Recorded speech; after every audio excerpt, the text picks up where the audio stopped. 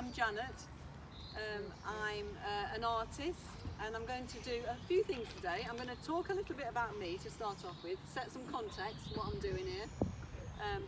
Then I'm going to talk through how we can create a bit of artwork for ourselves. I know some of you are more artists than others, but we can all have a go at it. And what I also want to do, I'll shout up a bit, sorry. What I also want to do is I want us to create or finish off a piece of artwork for me. So I'm being a bit lazy really, because I want you to help me finish off a piece. So, a bit about me. I've been painting all my life, since I was a little girl. And I suppose I started painting because I got into it at school. I had an art teacher, I had a teacher at junior school called Mr. Slee. And he made me do my maths and English by saying, when you've done your maths and English, you can go into the art room. So I did my maths and English as quick as I could, and then got into the art room. And it was always my place where, you know, when you're a kid and you're a bit out of sorts and you might, you know, I didn't really fit in that well into school life. So the place that I went to was my room, and I painted. And it was like my refuge, and I always felt, because I was kind of good at it, I always felt like it was my thing that I could do, and I got a bit of praise for it, and I felt like it was my happy place. So then of course when you're good at something, you get, you know, when you like something you get better at it, and it kind of escalates. And then I did what a lot of people do. I got told that you can't make a living out of artwork, you can't make a living as an artist. So I went to university and I did a design degree, and I went into corporate jobs, and if I'm honest, I was never really behaving like myself. I was always kind of like, it was a bit of a pretense really. I was pretty good at it, but it was never really me. You know, what I really wanted to do was be an artist, and I kind of put on this corporate face and this corporate behaviour and acted like everybody else acted in these big corporate companies. And I don't know, over the years I felt like a bit of a fraud really. I don't think I ever really felt that comfortable. And I'm being very honest, I think that was also what I was doing with my relationships. I think everything in my life was a bit kind of polished and a bit kind of bland and not really that honest. So then, I'd say about 12, 15 years ago, I started to think about going it alone, and I left. I mean, I was lucky because I'd earned a bit of cash, you know, working for the man, so I could do it. But I managed to break free of it, and I set up my own business, and then I did more artwork. And I did more artwork, and I built myself a little studio, and I started selling artwork. And I was really proud of myself because I thought, you know, I've done something different. I'm doing what I want to do in life, and everything's going along smoothly, and I'm using my art to keep myself busy and happy and earning a bit of cash. And then, as always in life, you think, oh, I'm quite happy, and then something comes and takes your legs from under you. And I've started to feel a bit shaky, and I started to feel a bit tired and a bit, my movement wasn't right. So I went to the GP, and she said, all right, I'm going to send you to the neurologist at the hospital. So I thought, oh, you know, this will be nothing, this will be cool. The dog coming in. This will be cool. And so I cycled to the QMC in Nottingham, you know, really cocky with my bicycle helmet under my arms. This is going to be nothing. And basically I did a few tests, and he said, you've got Parkinson's disease. So at the age of 47, I kind of thought, oh, okay. And if I'm honest, the one thing that kept me going throughout was this underlying theme of painting. It's a thing that's constant, and it's a thing that when I was a kid and I needed to get into a safe space and do something that I enjoyed, it was a thing that I did then, and it's a thing that I could rely on when the fan as an adult. And I'm so grateful that I've got that as my safety net. So then I started to paint more, and I started to think about painting. Well, it happened naturally. I was painting. I suppose I was painting before for pleasure, but I wasn't painting from the heart. And then with this diagnosis, I started to really paint in a different way, and I started to paint with real meaning because it meant something to me. And I don't know why. I think it might have been something partly physiologically with my brain, and also partly emotionally. I started to paint with much more meaning and different subjects that meant much more to me.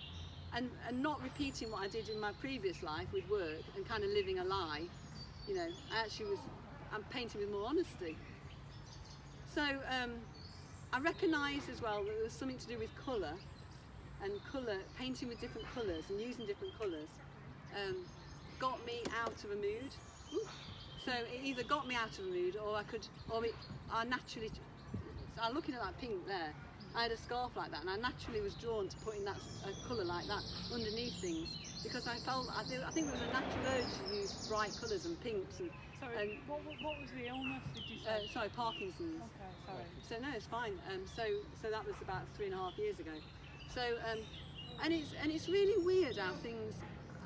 I mean, I'm having a really bad time with it at the moment because my symptoms are becoming much more worse. So I've been having an easy time of it, but they've become much worse the last couple of months. But painting is a thing, and art is a thing that keeps me going. So going back, so I got diagnosed. I did loads of crazy charity things. I'd cycled from London to Paris bike ride. Some of you heard this before. I did a 24-hour boxing dance-a-thon, raising money for Parkinson's, because that's what a lot of people do. It's quite a known pattern. You get a bit of bad news, and you react in it. Right, I'm gonna save the world. I'm gonna respond to it. So I did all this, and I did a 12-hour boxing challenge. I did an art retreat in 2020, and I did that on the 1st of March when I did it for 20 days, and then came back for 2 days, and it was lockdown. So I'd already done my lockdown, my retreat. And if anybody wants to pick up a copy of that, you can have it, because there's a page that's out of order, so I can't, they're fine, it reads well.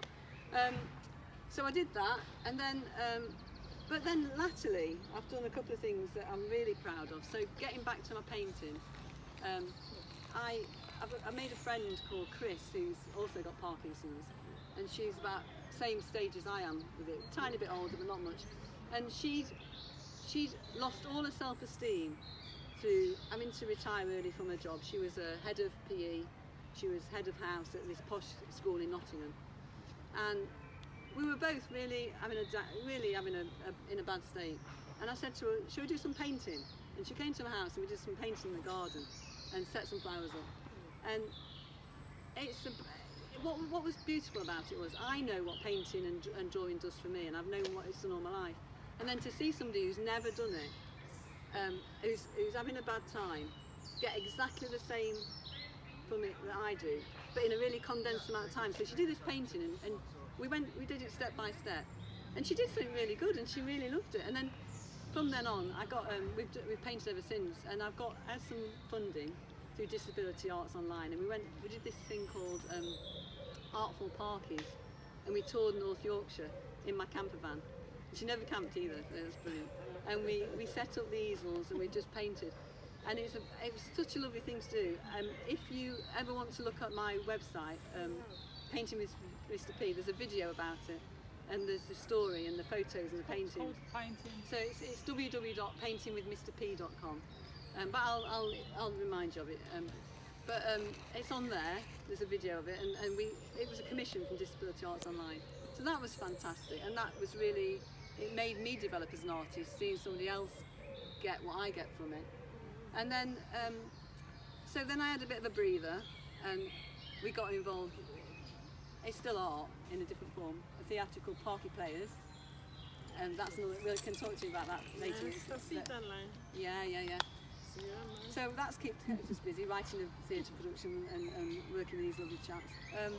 But then the latest thing that I've done is I applied for Arts Council funding to do an art tour of the British Isles, and every month I go away for a week in my camper van again with my dog, and with my dogs if they both come, and we go to a different part of the country that tend, and I've chosen places that epitomise acceptance, adaptation and ambition, and that's the three things that I believe in life. If you've got those, if you can live by those, you can get through it. If you can accept and adapt I think is the big one. Can I come on the camera? Accept and adapt and have a bit of ambition as well. You've still got to have the ambition to go forward and do something. I like that. Yeah, I think it's really important, and we've incorporated it into the Parky Players, and it's what we kind of believe in. But it's for anything. It's not for Parkinson's. It's for anything, and it's for like getting older. The amount of people that I know that are getting older, And the ones that fare best, the ones that are happiest, the ones that can accept the situation, they can adapt, and they can still be striving. I mean, I know I'm not seen anything that's proved it wrong yet. Anyway, so I'm on my next month is the third month of going around. So I've done the Potteries, Staffordshire, and I painted some. And they're on my website as well. The art trails on my website. I've painted some pictures of that, and then I've just been to Cornwall and Devon and Cornwall. I was meant to go to the Eden Project because that was the idea of the ambition, but I didn't get there because I got sidetracked. And this is the thing about the art trail: it doesn't have to be exactly. It doesn't have to be planned. It has to be serendipitous. It has to go with the flow, because that's art, isn't it? And I actually went. I've had some. My dad's really ill at the moment, so I got to Devon. And I thought I either go back home, because he could have died, or I carry on. And I spoke to my family, because obviously you can't do things in isolation, can you? And I carried on, and I took the right decision because he's still here. I went to, but I went down to Cornwall, and then I met a friend who's got Parkinson's. He's got it really severe down there, but he's accepting and adapting, and he's got a young family. He's in his 30s, so shocking really. And then lives right next door to the Eden Project. And you know what? I didn't go because I went to Charleston. I don't know if anybody's been to Charleston in Cornwall. And I went early morning with the dog and just walked down there and took in the view and painted. And I thought I don't need to go to the Eden Project. I've got enough out of this. So I went past it, kind of waved to it, and then came back. Yeah. So that's kind of me, and that brings me up to the present. So the two things I was going to ask you to do was we were going to go through, I've got some charcoals and I've got some paper, and what I thought we could do is do some drawing ourselves, and to inspire. I was thinking we could try and represent how we feel about ourselves, or something about ourselves. So there's two stages to this. I've bought some of my paintings. That one's half finished. I want you to help me finish it. Okay. So this one, I'd really love it if, based on what I've talked about and based on what it might have made you think about yourself, thinking about acceptance, adaptation and ambition particularly, but anything that's dear to you, I'd really like you to think of words. And I've got some acrylic paint down there, I've got paintbrushes, and I've got some water. And it doesn't have to be neat, it needs to be organic, and you can paint it where you want, because and I'd really like you to help me finish this off and make it a living piece. Wow. That'd be fantastic. So you can spend as much time as you want doing that, and then almost secondary to that is doing your own thing, and there's pastels and there's charcoal, and you can do whatever you want. But I'd like it to be inspired by, so this was a painting that I did. It's not very successful, but my head's in there somewhere, and it's like all the ideas and stuff that comes out of my head. And it was kind of meant to be headspace. So you might feel inspired by that, because and that's kind of, it's a bit abstract. So you don't have to be an amazing life drawing. You can do what you want. And then are these eyes? I know obviously we all see things differently, but they're just kind of birds and things like that. so you could work out the birds and all that, yeah? Yes. And then this one's a bit more, I suppose, a bit more literal. It's when I was on the retreat, and you can have a look at those. This was like, I do a lot of life drawing, and I got nobody to draw apart from myself. So I got my hand and photographed it, and then did my own version of, like life drawing. So Or the dogs? Well, the dogs. You draw them? Yeah, no, I'll do them. I'll give you a copy of that. He's in there, yeah. Yes, okay. This is called letting go. Yeah. So it's the idea, like when you hold on too tight to stuff in life, and then you're just letting go. Yeah. I was doing that today, though. Yeah. I was doing it so well. Because I feel that we really hang on tight, don't we, sometimes, to stuff, We really... I think my art teacher, she did a finger like that, it's maybe with the root sign. Yeah. She got it on exhibiting. Beautiful pictures. Yeah. They are. So this can give you so many ideas, can't it? So you could today, you could just draw your own hand and do that if you wanted to. It's like collage, isn't it? Is that a collage? And this one is a collage, yeah. Well, Rachel shows. Yeah. Thursday. What's that picture? So this one, I took a photo. I got someone to take a photo of kind of like me. And it was kind of. I did this about 2 years ago, so I was feeling pretty low at the time. And it's kind of, you know. It's gradually I closed. suppose the idea behind it is it's all the. You know, when you. I suppose you have an idea about yourself. We're quite vain creatures, aren't we? Normally, most of us are. And you have an idea about yourself, how people see you, and how you want to be seen. And I had this idea of how I'd be a cool 80-year-old who's fit, and you know, and then suddenly, like, you get diagnosed, you think, okay, maybe not. All the kind of things that you think you're going to be are kind of a bit dashed, and you think for quite a while you feel your self-esteem goes, you know.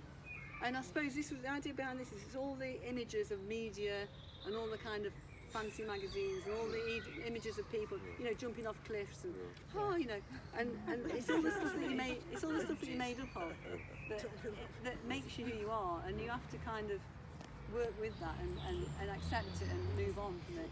So it's like it's everything that there's all sorts of stuff in there. Nice, thanks.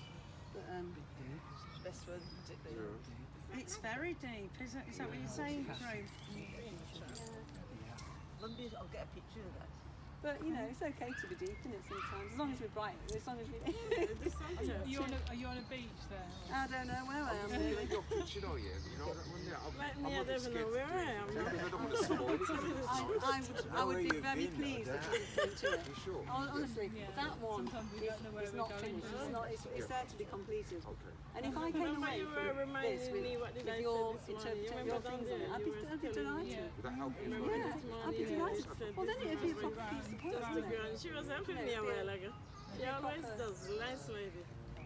It'd be a proper Every piece time of I'm living down, she art. always helps I me. mean, art's not about. Said something this morning. I was I down can there take a rabbiting photo and of she it. said, I can take a remember what photo you of that said as it this is now, morning? and You I've were got it for letting go. posterity. But And I what I'd rather started have to is let something go. that's a living piece of art that I you've think at all contributed to, times and I everybody's had a need go at. help. I need a push. We all do. No, I'm do. I'm looking for Stand on the side of the You're doing well. That's what I'm saying. Well, I hope so. You could be a bad To make sure, and I've come I down. hope I'm doing And well. it's break time. Everybody's break. Well, this is it again. I'm only wearing a mask. I'm covering it. I've lost concentration.